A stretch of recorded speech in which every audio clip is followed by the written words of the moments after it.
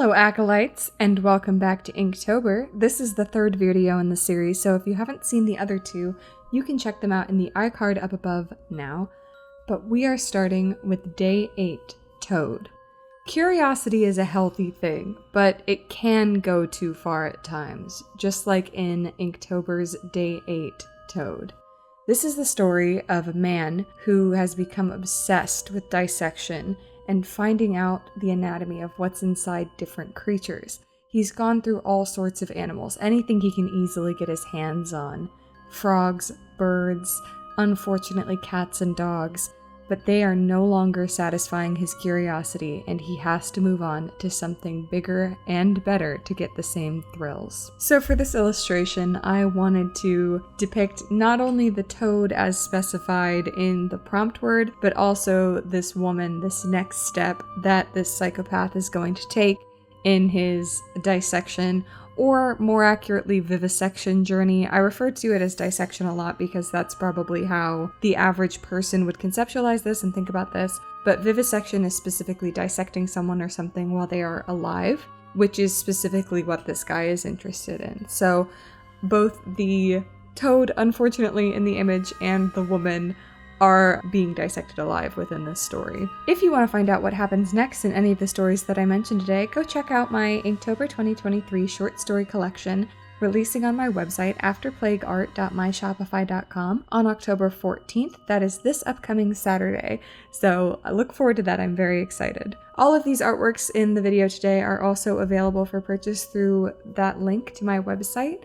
If you do end up getting a print or the book or anything on my website, please at me or send me a DM. I would love to see what you got. So in this illustration, I'm very pleased with how the toad turned out. I think that the level of detail in the sort of organs of the toad and the more visceral parts, like the sort of spread open of his torso, I really like those. I hesitate to say like because it is kind of gross and off-putting, but I like how they turned out, and I think that they give the correct reaction, which is sort of this like visceral disgust and obviously sympathy for the poor little toad. Yeah, I felt really bad for him. This was a prompt that was a bit difficult for me to really figure out what I wanted to do as the concept, because I was having a hard time making toads scary, and I was definitely leaning into the fear factor with these Inktober illustrations this year. The only sort of scary thing I could think about frogs or toads was, I don't know if they still do this, but when I was in middle school I had to dissect a frog,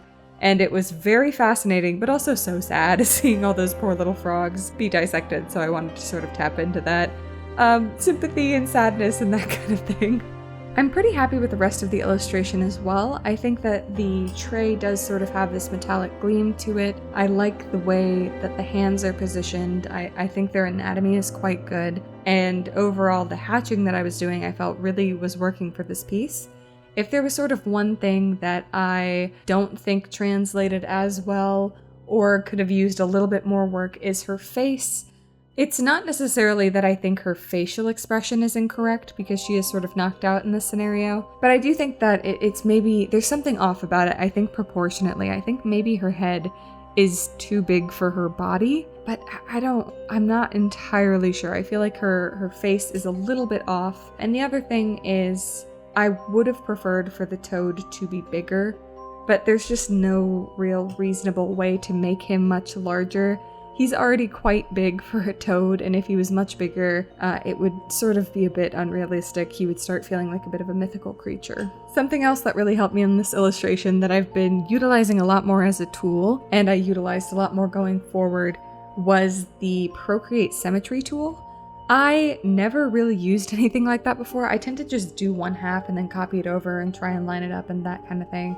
But I did finally get into using the Procreate Symmetry tool, and I really enjoy it. It saved me a ton of time on illustrating the bed specifically, and also shading it. Obviously, the shading is not going to be the same on both sides because there's, a body in the way and the hands in the way.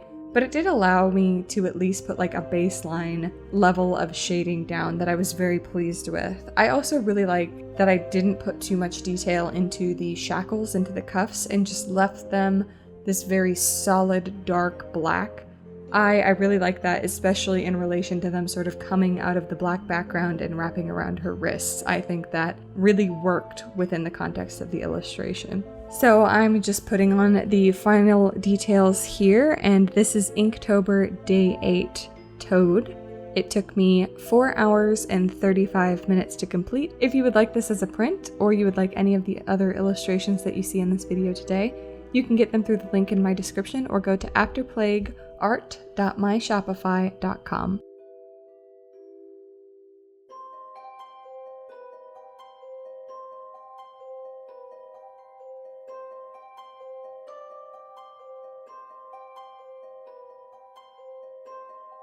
There's something inherently sinister about children in horror settings. Maybe it's because they're the ultimate Trojan horse. They're so cute and sweet and innocent, and nobody ever wants to believe that a child could do something sinister or evil. But what are we supposed to do when faced with the children that might not be so innocent, that might actually have sinister intentions, like the ones in Inktober's Day 9 Bounce? So the story behind this illustration, there are these children in the park who are playing a game with each other with this big round red ball when a stranger, another young child, approaches them and asks to play.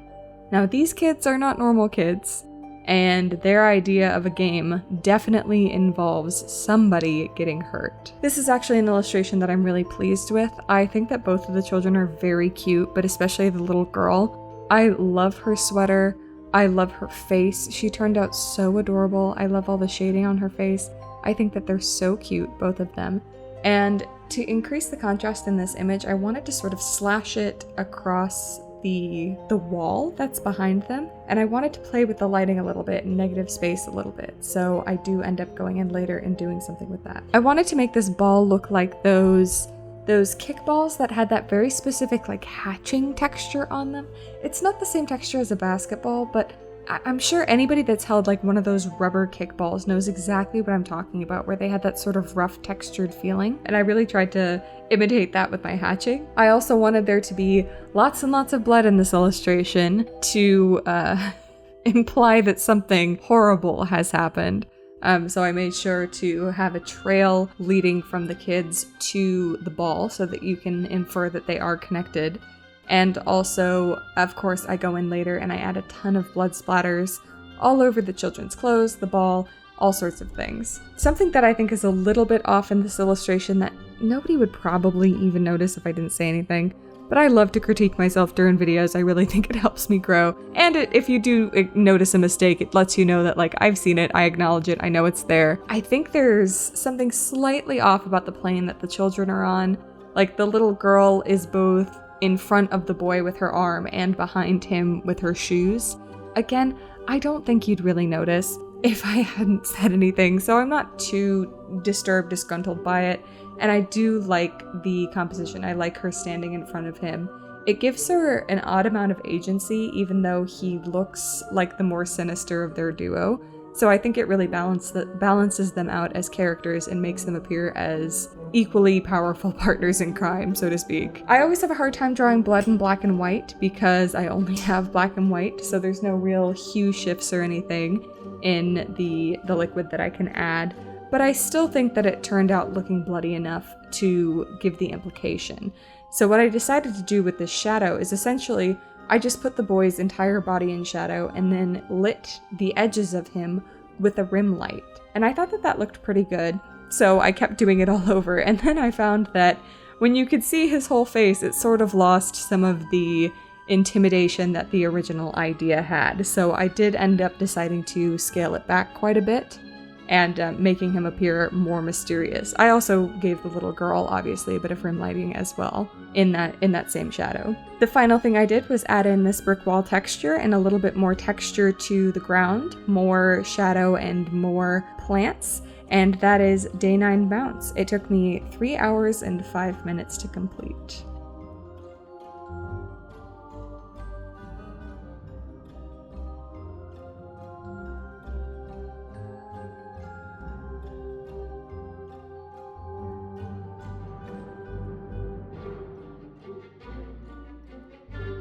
Are you somebody that believes in the supernatural, in tarot cards and palm reading, and prediction of your future and your fate? Or are you a hardcore skeptic, like the woman in Inktober's Day 10, Fortune? She finds herself plagued with bad luck. Everything in her life seems to be going wrong. Her job, her apartment, and it's all topped off when her mother dies. So she decides to do something she never thought she would, and visit a psychic. Now, the psychic seems like a quack, like a fake, but when she starts revealing information that only our main character knows, it becomes a little bit too real to deny. When she draws the Wheel of Fortune card in the reversed position, she is told that this means an onset of bad luck, and what else could go wrong in her life. So in this illustration, I wanted to depict this tarot card because I like tarot. I think tarot is very interesting. And I thought doing the tarot on sort of this table where a reading might be done would be rather interesting because I would be able to put out some more like artifacts from the tarot reading. I only ended up doing the crystal ball and some candles because I didn't want to overwhelm the illustration with too many objects, especially with this sort of intricate wood pattern in the background. And after I finished the sketch, I noticed that there was sort of a dramatic lack of contrast in this image, at least in the sketch.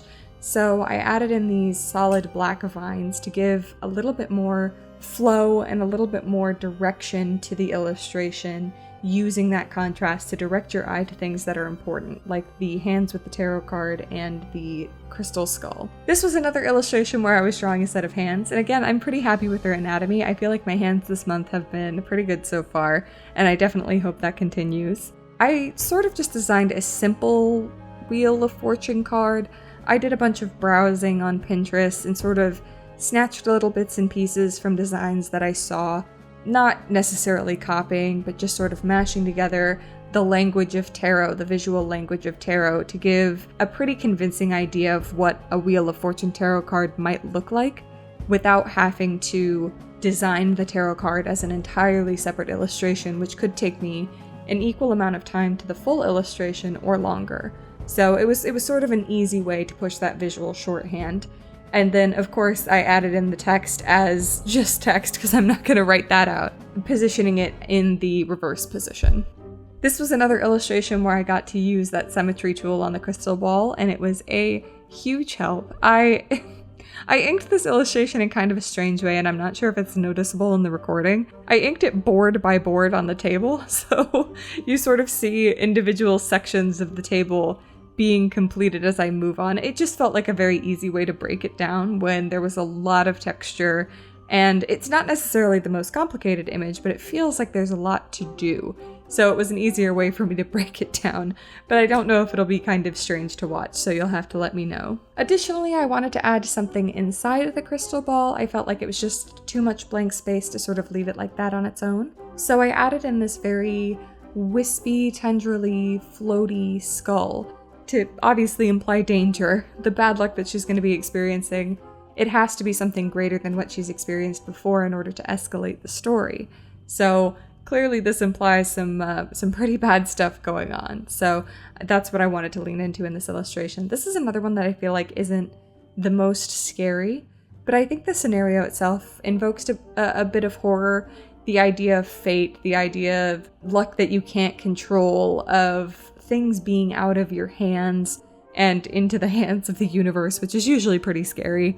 So I think that idea is sort of inherently scary, not necessarily in a way that can be shown graphically. Like, you know, it can't really be shown to in my illustration here with like gore or violence or anything like that. It's more of almost like a cosmic horror to know that like I'm small and I can't control what's happening to me, and fate is going to get me one way or another. So this illustration took me about 4 hours and 5 minutes, and this is Inktober's Day 10, Fortune.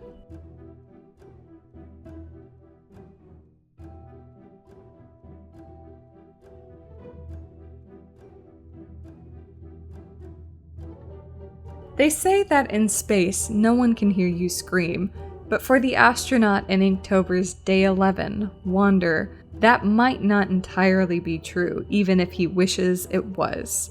He's sent on a solo mission to the moon to discover what happened to the crew of the Orion, who has gone missing after some strange communication with base. They worry that there's spies in their midst, and so they send this astronaut alone. But when he finds the crew of the Orion, he finds that everything might not be as it seems. He experiences strange sights and weird sounds through his comms on the moon.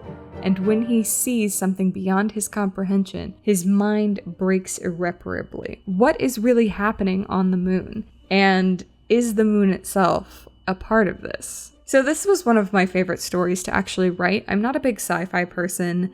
I don't often enjoy sci-fi media, but there's something kind of fun about the idea of being alone in a desolate place. You have no help. There is zero chance of rescue if things go wrong. It truly is like a horrible nightmare scenario. I'm quite frightened of space, so it wasn't hard to think up scenarios that would be very uncomfortable in space, very frightening. And so I really did enjoy writing this one. This is a story that I almost regretted having to write as a short story because I really love the concept and I would really love to expand it further into a wider reaching story, be able to take it a bit slower and really let that fear sit and marinate, because that's what I feel like this needs is the deep, unending, it's always going to be bad kind of fear, you know? But as far as the illustration went, I really wanted to capture that feeling of desolation, and the sort of deserts on the moon do that pretty well on their own. I also really, really love astronaut-style helmets and how they sort of block out a character's face. I find that very fascinating. I like that a lot, so I wanted to make sure that's what I included in my astronaut's suit design. This suit is a combination of a few different designs that I saw. It takes a little bit of inspiration from actual spacesuits, but I found that they were quite bulky, and it was difficult to get a decent silhouette. It was difficult to make it not look like a Marshmallow Man, essentially, is what I'm trying to say. So some aspects of that were combined with some more futuristic spacesuits. Specifically, the one from The Martian was quite an inspiration, but I was definitely looking at a bunch of different suits to do a more compact but semi-realistic version of an astronaut. You know, I didn't want to go full Zero Suit Samus suit, you know what I mean? A lot of time in this one was just sort of spent making sure the moon's surface looked both bright and textured and varied. And like there was distance as well. There were objects close to the viewer, the camera, and also objects further away that were more mountainous and stuff like that to really sell the size of the space that the astronaut finds himself wandering around in. The earth in the background that's shattered is supposed to add to the implication that like this is specifically a kind of desolation, a being lost that will never end. Because even if you were an astronaut lost on the moon, you could maybe hope for rescue, but if Earth is destroyed, there's nothing to go back to. There is no rescue. And so your only option is to sort of wander the moon until you run out of oxygen and die, which is horrible, right? That's very scary. I don't like the thought of that. I think that's quite frightening. This is why I don't like space. This is why I think it's scary. It was definitely hard to make the planet look shattered into reasonable pieces. I think that it looks semi like a shattered rock. I think maybe if I were to do this illustration again, or if I was to go back and edit it, I might add more debris, smaller rocks, that kind of thing, almost like a ring around the planet of just the smaller debris that would have broken off in the event of a crack like this. But I still think it looks okay as is, and it maybe makes the silhouette a little bit more striking. So I'm not entirely sure if I would change it or not, because I do like this iteration of it. This illustration did take me quite a long time. I think that it was worth it, though, to add all of this texture to the surface of the moon. It's definitely one of the more environment-heavy pieces that I've done for Inktober this year, and but I really enjoy how it looks, but it did reaffirm my dislike for environments, unfortunately. I do keep trying because I know it's important, and I know that I want to be able to draw environments for storytelling reasons, but they definitely are not the primary interest in my illustrations. I did go in and add the continents. I thought of not adding them, but the planet just looked blank without them, so I kind of had to. And then of course the final touch in the sky is all these bright, beautiful stars. And this illustration took me pretty much exactly 4 hours. So that is day 11 Wander, and with that, we are finished through day 11 of Inktober. I hope you enjoyed watching. Again, if you like any of these illustrations, you can get them as art prints through my website, afterplagueart.myshopify.com. The link is on the screen, and it's also in the description for you to click. Go ahead and head on over there and bookmark it, because my book is coming out on October 14th, this Saturday, so be prepared for that. Follow me on all my social media. I am AfterPlague on pretty much everything: TikTok, Instagram, Twitch, Threads, and I am after_plague on Twitter. If you like this video, be sure to leave it a like, and if you want to see more from me, subscribe. I hope to see you again for the next Inktober video, and I hope you survive this post-plague world.